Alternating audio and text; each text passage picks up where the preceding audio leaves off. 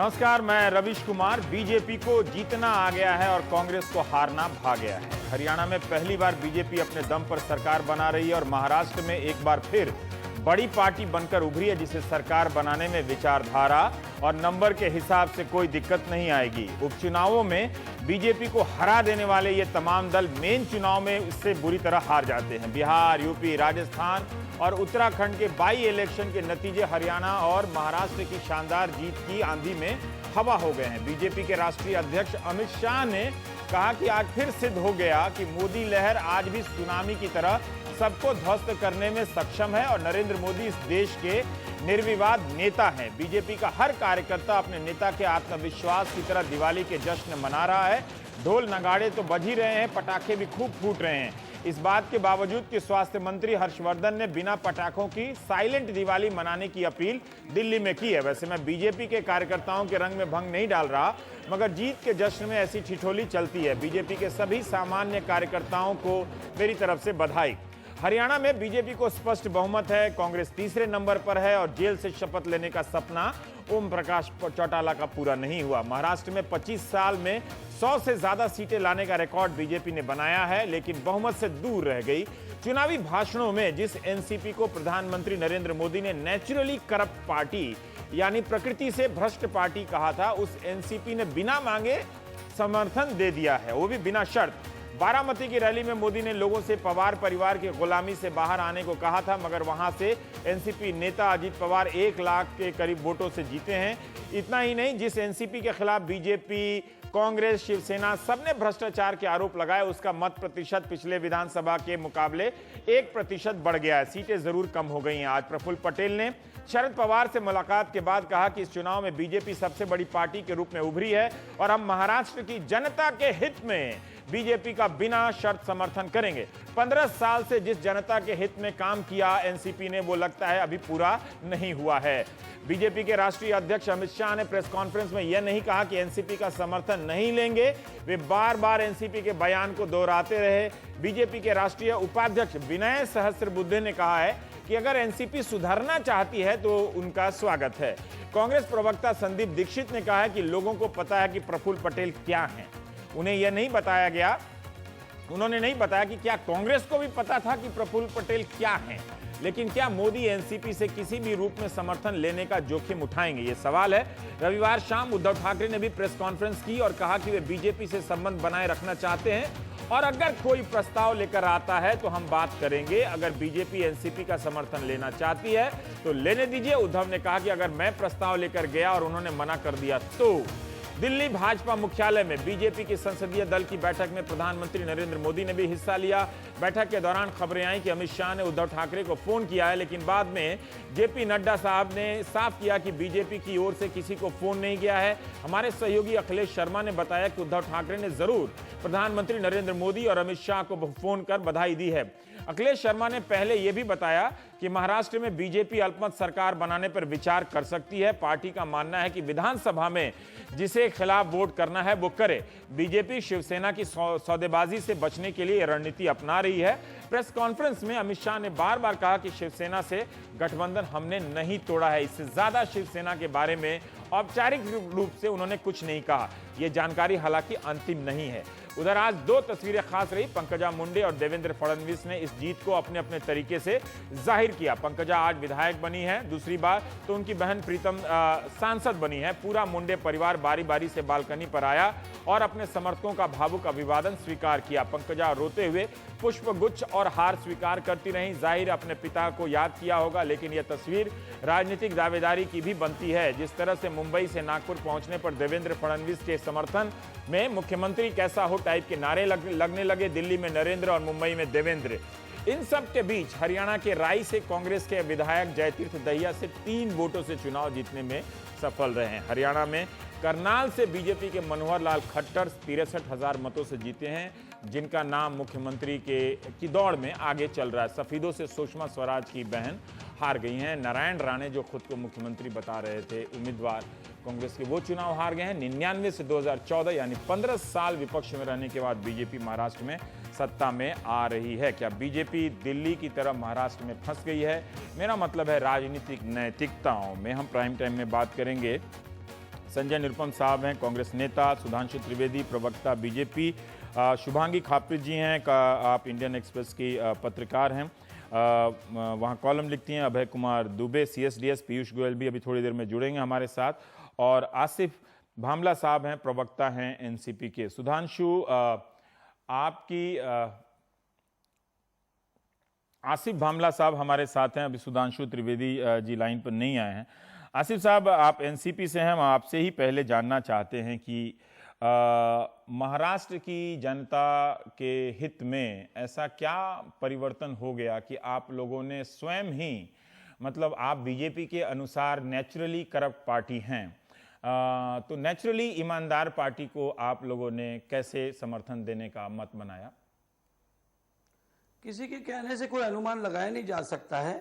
चुनाव के पहले आप जानते हो भारतीय जनता पार्टी और शिवसेना में सीट बंटवारे की समस्याएं चल रही थी।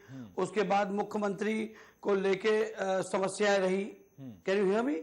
सुन रहा हूं सर। हाँ, आई कांट हियर यू। मैं सुन रहा हूं आपको, आप बोलते रहिए। हाँ जी। और यकीनन चुनाव के बाद जब परिणाम आए तो भारतीय जनता पार्टी एक सिंगल लार्जेस्ट पार्टी के रूप में उभर कर आई। उसके बाद साहब, मैं ये जानना चाहता हूं कि आपको बीजेपी को अब समर्थन देने में किसी प्रकार की विचारधारात्मक या नैतिक संकट नहीं है? नहीं, हमें कोई प्रॉब्लम नहीं। हम कहां सरकार में शामिल होना चाहते हैं, हम तो बाहर से समर्थन देने की बात कर रहे हैं। क्यों दे रहे हैं? उन्होंने मांगा नहीं आपसे, उन्होंने मांगा नहीं, आप क्यों दे रहे हैं? नहीं, बहुमतों का आंकड़ा उनके पास भी नहीं है। हाँ। और शिवसेना से उनकी तालमेल नहीं जुड़ रही है, आप इतने बातचीत बंद क्यों है। हैं? तो अपनी कोई महाराष्ट्र में एक स्थिर सरकार होनी चाहिए, ऐसा हम मानते हैं। इसलिए नैतिकता के आधार पर हमने क्या, अगर वो चाहे तो ठीक है, आप बीजेपी को करने दीजिए। आप बीजेपी की चिंता आप क्यों कर रहे हैं, मैं ये जानना चाहता हूं। हमें चिंता बीजेपी की नहीं है, हमें इस राज्य की चिंता है। यदि उनके अब हमारे ये वार्तालाप के बाद उनमें आपस में बातचीत शुरू हो गई है, और यदि उनमें समन्वय हो रहा है और वो सरकार में आ रहे हैं साथ में मिलके, तो हम इसका स्वागत करते हैं। जानना चाहेंगे कि नरेंद्र मोदी साहब ने कहा कि आपकी घड़ी जो 10:10 बजते हैं, तो यानी आपने 10 साल में 10 गुना बढ़ा लिया। कहीं ये बिना शर्त समर्थन देकर आप कुछ और गुना तो नहीं बढ़ाना चाहते हैं आने वाले इन 5 सालों में, कमाने के मामले में? मतलब 10 गुना। हाँ, नहीं, ऐसी कोई जरूरत नहीं है। राष्ट्रवादी कांग्रेस पार्टी पिछले 15 सालों से यूपीए के साथ केंद्र में रही है। हाँ। हम सरकार में वहां भी रहे हैं। हाँ। राज्य में भी हमने नेतृत्व किया, और भली भांति राष्ट्रवादी कांग्रेस पार्टी लोगों ने अनुमान लगाया तो बहुत कम सीटें हम पाएंगे, लेकिन एक सम्मानजनक हमने उतनी जीत जितनी हासिल करनी चाहिए उतनी हमने जरूर नहीं हासिल की होगी, लेकिन we accept the people's mandate. और इतनी कोई हमें ये नहीं है कि बात बताइए कि ऐसा क्या हृदय परिवर्तन हो गया आप लोगों को कि जिससे प्रधानमंत्री ने पूरे चुनाव में आपको निशाना बनाया, आपने उनकी पार्टी के प्रति इतनी उदारता बरती है? तो आप जनता को बताइए कि अगर जनता के हित में आप काम कर रहे होते तो वो जनता 15 साल के बाद आपको फिर चुन लेती, है ना? चुनाव के दौरान हर पार्टी दूसरे पार्टी के विषय में कई प्रक्रियाएं देते रहती है। शिवसेना ने भी कई चीजें नहीं लेना चाहिए। आप यही कह रहे हैं ना कि जनता को चुनाव से पहले, चुनाव के दौरान जो बातें कही जाती हैं उसको सीरियसली नहीं लेना चाहिए। बिल्कुल। क्या शिवसेना ने मोदी जी के बारे में क्या नहीं कहा, मुझे बताइए आप। सही बात है। तो इससे आपने इस बात का अनुमान नहीं लगाना चाहिए। हाँ। और हमने कौन सा सरकार में शामिल होना चाहिए होने की बात की है। हम तो बाहर से समर्थन दे रहे हैं। अगर शिवसेना के और इनमें आपसी तालमेल बैठ गया तो हम उसका स्वागत करते हैं, और फिर वो मिलकर बनाए सरकार, हम विपक्ष में बैठेंगे। ठीक है संजय, आपको कुछ स्वाभाविक लगा क्या शिवसेना ने, एनसीपी ने, अभी मैं सुधांशु जी के पास आता हूं, एक सेकंड सुधांशु आ रहा हूं आपके पास, जिस तरह से एनसीपी ने बिना शर्त समर्थन दिया है, वो भी बिना मांगे, आपको इसमें कोई खेल नजर आया या फिर ये बहुत ही स्वाभाविक कदम महाराष्ट्र की जनता के हित में इन्होंने लिया है? आपने क्यों नहीं ऐसा कदम महाराष्ट्र की जनता के हित में लिया है? महाराष्ट्र की जनता ने भी वैसे एनसीपी के हित में एक फैसला लिया है कि इनको दूर रखो पावर से, और आपको भी। हाँ, हमने इसका अभिनंदन किया। नहीं, महाराष्ट्र की जनता जी महाराष्ट्र की जनता का जो फैसला है उसको हम पूरी नम्रता के साथ स्वीकार करते हैं। हाँ ठीक है। दूसरी बात यह है, जनता का फैसला यह है कि विपक्ष में बैठना है और हम विपक्ष में बैठने के लिए तैयार हैं। हमारे साथ साथ एनसीपी को भी यह आदेश हुआ है जनता का। अब जिस एनसीपी को भारतीय जनता पार्टी ने और नरेंद्र मोदी जी ने नेचुरली करप्ट पार्टी कहा, वो पार्टी मुझे नहीं मालूम क्यों बीजेपी को बिना शर्त बाहर से समर्थन देने के लिए बेताब है। दूसरी महत्वपूर्ण बात यह है कि जैसे ही शिवसेना बीजेपी का गठबंधन टूटा, उसके घंटे भर के अंदर एनसीपी ने गठबंधन तोड़ने का फैसला किया, अनाउंसमेंट किया सीधे प्रेस में। तो कहीं ना कहीं ये बीजेपी और एनसीपी के बीच की कोई एक रणनीति चल रही थी, उनका कोई मिला जुला कार्यक्रम था क्या, अब वो धीरे धीरे एक्सपोज हो रहा है। क्योंकि हमने एनसीपी को प्रारंभ में ही कहा था कि आप सीट बढ़ाना चाहते हैं बढ़ाइए, लेकिन उतनी जिद मत करिए, हमको साथ में लड़ना चाहिए बीजेपी को रोकने के लिए। लेकिन एनसीपी ने जानबूझ करके उस अलायंस को तोड़ा और शायद उस अलायंस को तोड़ने के लिए शिवसेना बीजेपी का अलायंस टूटने का वो इंतजार कर रहे थे। अब इसके पीछे क्या कारण है, मुझे लगता है एनसीपी के लोग ज्यादा बेहतर ढंग से बताएंगे या प्रेस के लोग उसका अनुसंधान करेंगे। जी ठीक है। सुधांशु त्रिवेदी हमारे साथ जुड़ गए हैं, बीजेपी के प्रवक्ता। सुधांशु, पहले तो आपको बधाई, आपकी पार्टी ने हरियाणा में और महाराष्ट्र में जीत हासिल की है और आप वहां पर सरकार बनाने जा रहे हैं। अगर कुछ सीक्रेट आप अगर राज जाहिर कर सके कि आप क्यों इतनी चुनाव जीतते जा रहे हैं, तो शायद कांग्रेस को भी कुछ लाभ हो जाए, एनसीपी को भी कुछ लाभ हो जाए, कि ऐसा क्या है कि आप दनादन चुनाव जीतते जा रहे हैं और ऐसा क्या है कि इतना स्पष्ट बहुमत मिलने के बाद, महाराष्ट्र में भी स्पष्ट ही माना जाए, आपको इस शाम मुख्यमंत्री का नाम बताने में दिक्कत आई? नहीं बताया अभी तक आपने कि दोनों राज्यों का मुख्यमंत्री कौन होगा। देखिए, जिस कारण से हम जीतते जा रहे हैं वो बहुत स्पष्ट है कि एक तरफ है सक्षम और प्रभावी शासन का जांचा परखा विकल्प श्री नरेंद्र मोदी के नेतृत्व में भारतीय जनता पार्टी, और दूसरी तरफ नितांत अक्षम और भ्रष्ट कुशासन के प्रतीक, जिसकी की प्रतीक के रूप में कांग्रेस केंद्र और तमाम राज्य सरकारों में। और जनता ऊब चुकी थी इन 10 वर्षों में, इसलिए उसने अपना मन बना लिया और वही आपको परिणाम लोकसभा से लेकर राज्य विधानसभाओं में दिखता जा रहा है। देखिए, जहां तक अभी संजय निरुपम जी ने एक बात कही, वो इन चुनाव परिणामों के एक बड़े निष्कर्ष की तरफ संकेत देता है। उन्होंने कहा कि वो एनसीपी के साथ समझौता करने को तैयार थे, सीटों के ऊपर बात करने के लिए, कि मिल के साथ लड़ें भाजपा को रोकने के लिए। भारतीय जनता पार्टी अभी तक मुख्य पार्टी नहीं थी महाराष्ट्र में।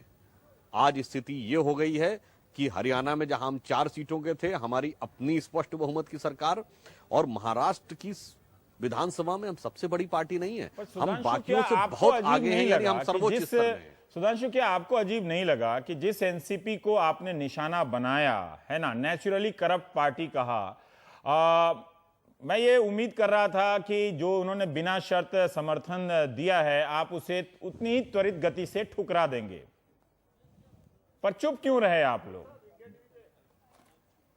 कोई खास अरेंजमेंट है एनसीपी के साथ, नेचुरली करप्ट पार्टी के साथ?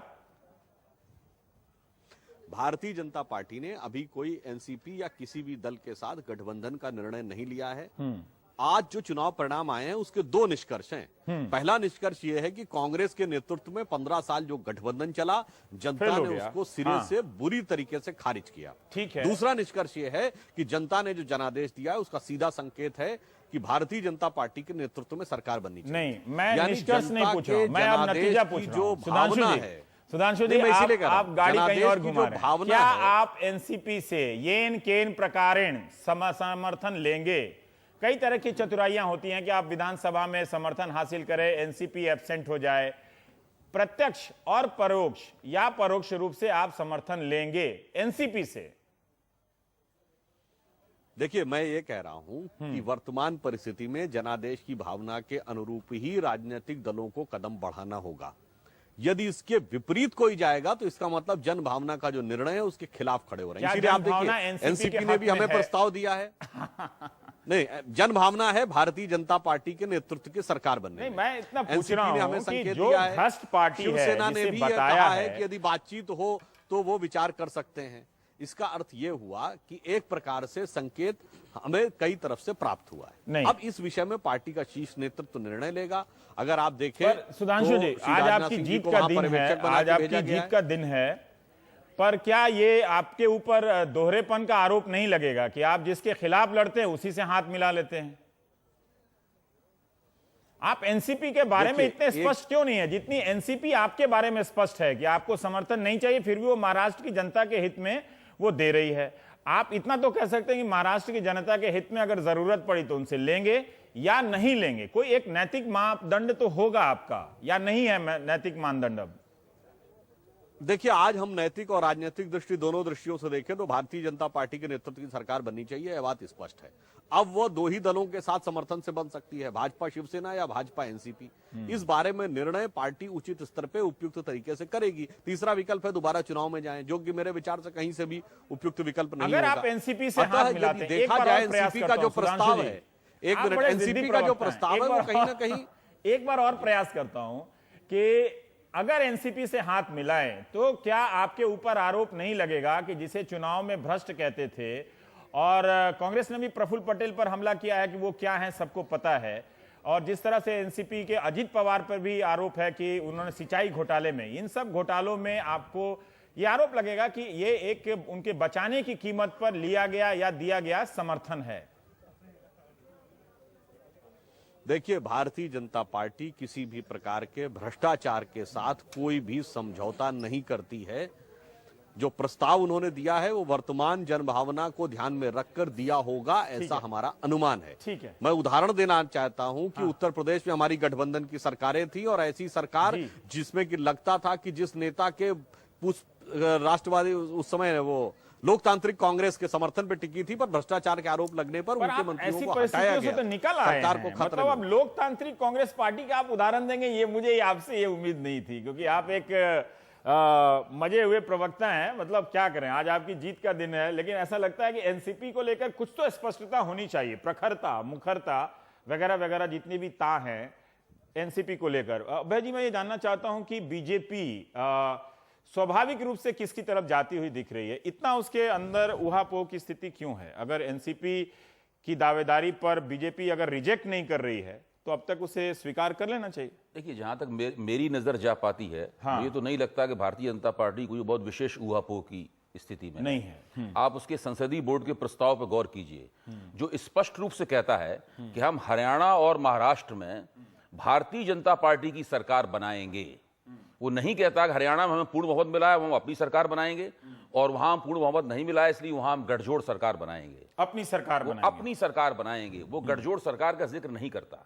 उससे पहले आप जो भाजपा के अध्यक्ष की प्रेस कॉन्फ्रेंस थी, उसमें आप देखिए वो बार बार स्पष्ट रूप से दोनों जगह अपनी सरकार बनाने पर जोर देते हैं, और बार बार एनसीपी द्वारा बिना मांगे हुए, बिना शर्त बाहर से समर्थन देने का जो प्रस्ताव है उसके ऊपर जोर देते हैं पत्रकारों के सवालों के जवाब में। तो ये दोनों परिस्थितियां बिल्कुल साफ तौर पर बताती हैं कि भारतीय जनता पार्टी क्या चाहती है। जाहिर है कि टीवी के ऊपर और प्रेस कॉन्फ्रेंसेस में तो इस तरह की रणनीतियों की घोषणाएं नहीं होती, लेकिन हम लोग जो कयास लगाते हैं, समीक्षा करते हैं, उससे हमें ये लगता है। जहां तक सवाल यह है कि क्या ये दोहरा मापदंड होगा, मैं इसे दोहरा मापदंड नहीं मानते। हाँ, आप दिल्ली की परिस्थिति पे गौर कीजिए। दिल्ली में आम आदमी पार्टी को कांग्रेस ने बिना मांगे हुए बाहर से समर्थन दिया था। आम आदमी पार्टी ने उससे कभी समर्थन नहीं मांगा, कभी कोई, और सरकार बनाई, और सरकार बनाई, और साथ में ये भी कहते रहे कि हम कांग्रेस की जो भ्रष्टाचार, कांग्रेस के ऊपर शीला दीक्षित वगैरह भ्रष्टाचार के जो आरोप हैं उनकी जांच हम करेंगे और उनको पूरी तरह हम सजा देंगे। बिल्कुल यही बात भारतीय जनता पार्टी भी कर सकती है। राष्ट्रवादी कांग्रेस ने उसे बिना मांगे बाहर से समर्थन दिया है। राष्ट्रवादी कांग्रेस के नेताओं के ऊपर अगर भ्रष्टाचार के आरोप हैं तो भारतीय जनता पार्टी की अल्पमत की सरकार, जो भारतीय जनता पार्टी की सरकार होगी, वो उनके खिलाफ कार्रवाई करती रह सकती है, जांच कर, जैसे आम आदमी पार्टी करती रह सकती थी। तो मेरा कहना है कि इसमें कोई ऐसी बात नहीं है जो तकनीकी रूप से किसी अनैतिक या किसी साजबाज की तरफ इशारा करती हो। मैं नैतिक सवाल पूछने दूसरी बात, एक और मैं बात कहूंगा जहां तक शिवसेना का सवाल है, क्या शिवसेना पराजित मानसिकता से अपनी रणनीति बनाएगी या जीती हुई मानसिकता से अपनी रणनीति बनाएगी? क्योंकि शिवसेना ने भी अपना प्रदर्शन सुधारा है, उसे शायद 18-19 सीटें प्राप्त हुई हैं। अगर शिवसेना जीती हुई मानसिकता के साथ अपनी रणनीति बनाएगी, आक्रामक रणनीति बनाएगी, तो भारतीय जनता पार्टी के लिए उसकी मांगें पूरा करना बहुत ही मुश्किल होगा। ठीक है, शुभांगी हमारे साथ हैं। आज थोड़ा ब्रेक लेना पड़ेगा। शुभांगी जी, ब्रेक में जाने से पहले हम आपसे जानना चाहते हैं कि एनसीपी का ये रुख स्वाभाविक है या अपने आप को वजूद को बचाने के लिए पार्टी में किसी और तरह की परिस्थितियां उत्पन्न हो रही थी, उससे बचने के लिए एनसीपी ने ये स्टैंड लिया, या फिर बीजेपी ने शिवसेना को रोकने के लिए एनसीपी को आगे आने का, जो दिल्ली का रास्ता अभय दुबे बता रहे थे, वो रूट बताया, या उसमें एक सहमति होगी अंदर से कि आप इस रास्ते से आइए? मुझे लग रहा है कि नहीं, मैं शुभांगी से NCP की सुधांशु एक सेकंड सर, शुभांगी जी से सवाल पूछा मैंने। हाँ, मुझे लग रहा है कि एनसीपी का जो एटीट्यूड अभी दिख रहा है, शरद पवार जी हमेशा एक प्रैग्मेटिक पॉलिटिशियन करके माने जाते हैं, और शायद सेंटर में हो या स्टेट में, तो उनका जो रवैया होगा तो डेफिनेटली उनके एनसीपी का अस्तित्व का भी सवाल आता है, क्योंकि यूपीए तो है नहीं गवर्नमेंट में, उनका सेंटर में कोई रोल रहा नहीं। अगर स्टेट में भी महाराष्ट्र उनका सबसे बड़ा स्टेट है, अगर महाराष्ट्र में उनका कोई अस्तित्व ही नहीं होता है तो उनका केंद्र में भी कोई वजूद नहीं होता है। तो इसलिए मुझे लग रहा है उन्होंने एक रणनीति बनाई होगी कि जहां अनकंडीशनल सपोर्ट देंगे, और जितने भी पब्लिक वेलफेयर पॉलिसीज है, जिसे नरेंद्र मोदी के साथ उनके आइडियोलॉजिकल बैटल हो सकती हैं, आइडियोलॉजिकल डिफरेंसेस बीजेपी के साथ हो सकती है, पर जहां डेवलपमेंट का मुद्दा आता है, डेवलपमेंट प्लान का मुद्दा आता है, वो चाहे महाराष्ट्र के लिए हो या केंद्र के लिए हो, तो जरूर है कि शरद पवार एक अपना ओपन माइंडेड रख सकते हैं। क्योंकि आपने पहले भी अगर गौर किया होगा तो सेंटर में एनडीए के गवर्नमेंट में भी जब भी ऐसे कोई डिसीजंस होते थे, रिफॉर्म्स की जब बात आती थी या कोई भी इकोनॉमिक रिफॉर्म्स की जब बात आती थी, जब कांग्रेस जरा खिंचखिंचाती थी, शरद पवार बिल्कुल खुल के आके सपोर्ट करते थे। तो शरद पवार जी का जो एक रवैया है इकोनॉमिक रिफॉर्म्स को लेके या सोशल इश्यूज को लेके, वो बहुत स्पष्ट उनकी रणनीति होती है। तो वो वहाँ उस समय वो शायद थोड़ा सा पॉलिटिकल आइडियोलॉजी या उस तरीके को साइड में रख के सिर्फ डेवलपमेंट प्लान को रखते हैं, और उसमें उनका भी एक हेतु हो सकता है कि कहीं ना कहीं सेंटर में वो भी एक एडवाइजरी रोल कर सकते हैं, या उनका भी एक अपना मायना एक बना रहेगा केंद्र में और स्टेट में भी, ऐसे मुझे लग रहा है। मुझे ब्रेक लेना पड़ेगा आज, ये 2 मिनट का सिर्फ ब्रेक, हम ब्रेक के बाद आएंगे। तो बीजेपी के जीत के कारणों पर, मेरे ख्याल से कौन मुख्यमंत्री होगा, कैसे सरकार बनेगी, इस पर कोई अभी बताने के लिए उतना स्पष्ट नहीं है, अधिकृत नहीं है। जैसे सुधांशु कह रहे हैं कि अभी बहुत सारी बैठकें होनी है, वो पहलू छोड़कर जो बीजेपी ने आज जीत हासिल की है उसके पहलुओं पर बात करेंगे एक छोटे से ब्रेक के बाद।